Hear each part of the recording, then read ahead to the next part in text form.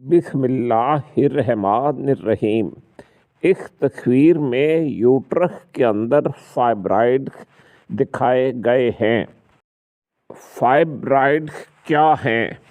فائبرائڈ غیر معمولی یا اب نارمل نشو و نما یا گروتھ ہے جو رحم یا یوٹرس کے پٹھوں میں بنتی ہے۔ بچہ دانی یا یوٹرس جسم کا وہ حصہ ہے جو حاملہ یا پریگننٹ ہونے کی صورت میں بچے کو رکھتا ہے۔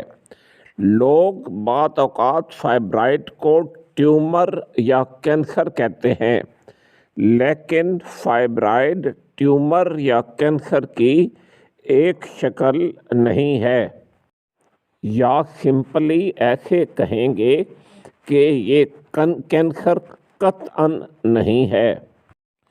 فائبرائڈ کی علامات کیا ہیں؟ فائبرائڈ اکثر کوئی علامات پیدا نہیں کرتے۔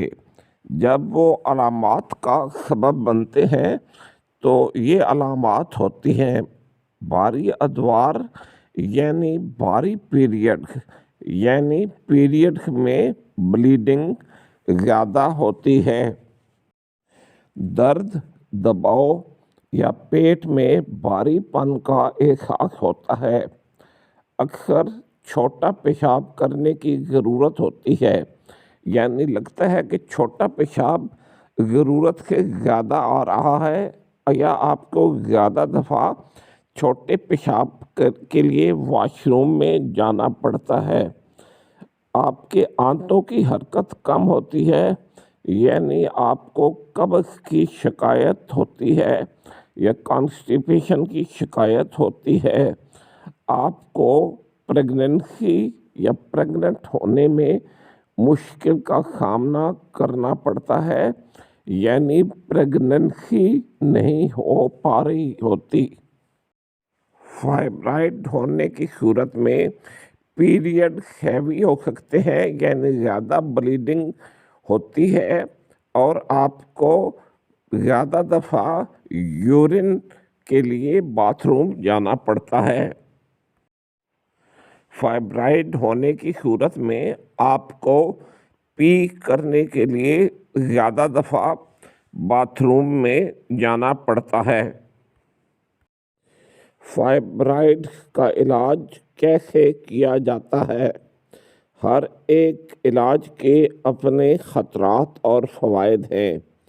آپ کے لیے صحیح علاج اس بات پر منحصر ہے کہ آپ کی عمر کیا ہے۔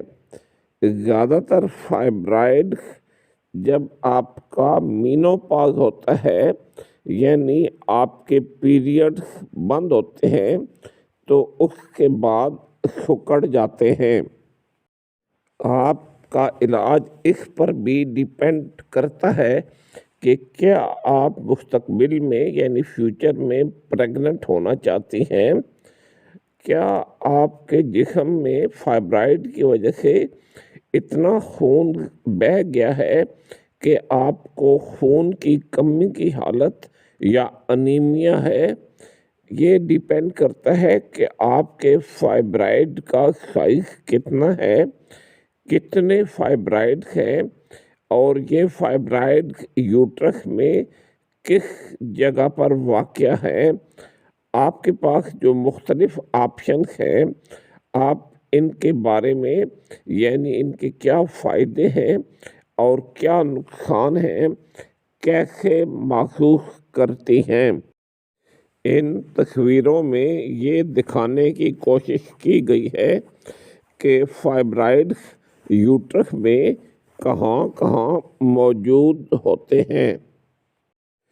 علاج کے دو آپشن ہیں، یا تو آپ دوائیں استعمال کریں جس میں آپ کے پیریڈ میں بلیڈنگ کم ہو جائے۔ ان میں مانع حمل گولیاں ہیں، وجائنل رنگز ہیں، انجیکشنز ہیں، کچھ امپلانٹ ہیں جو آپ کی ماہواری کو ہلکا بنا سکتے ہیں۔ کچھ قسم کے انٹرا یوٹرائن ڈیوائسز بھی ایسا کر سکتی ہیں۔ پیدائش پر قابو پانے کے علاوہ دوسری دوائیں بھی ہیں جو بہت زیادہ خون بہنے کو کم کر سکتی ہیں۔ اگر خون بہنا آپ کی بنیادی علامت ہے تو آپ کے ڈاکٹر صاحب ان دواؤں میں سے کوئی دوا تجویز کر سکتے ہیں۔ ایک آپشن سرجری کا ہوتا ہے جس میں فائبرائڈ کو نکال دیا جاتا ہے۔ اس آپریشن کو مائیومیکٹمی کہتے ہیں۔ ڈاکٹر فائبرائڈ نکالتا ہے لیکن یوٹرس کو اپنی جگہ پر چھوڑ دیتا ہے۔ یہ ایک مؤثر علاج ہے لیکن یہ ہمیشہ ایک مستقل حل نہیں ہے کیونکہ فائبرائڈ واپس آ سکتے ہیں۔ مائیومیکٹمی اکثر ان لوگوں کے لیے ایک اچھا انتخاب ہے جو مستقبل میں پریگننٹ ہونا چاہتی ہیں۔ ایک اور آپشن بچہ دانی یا یوٹرس کو ہٹانے کی سرجری ہے۔ اسے ہسٹیکٹمی کہا جاتا ہے۔ اس سرجری سے فائبرائڈ اور ان سے پیدا ہونے والی پریشانیوں سے ہمیشہ کے لیے نجات مل جاتی ہے۔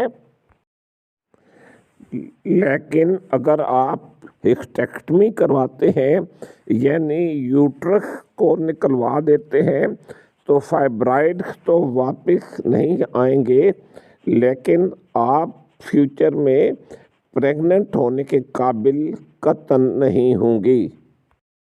یہ مائیومیکٹمی کا آپریشن ہے یعنی صرف فائبرائڈ کو نکالا جا رہا ہے اور اس کے بعد یہ ہسٹیکٹمی ہے جس میں یوٹرس ایک تصویر ہے جس میں یوٹرس موجود ہے اور دوسری تصویر میں یوٹرس کو نکال دیا گیا ہے۔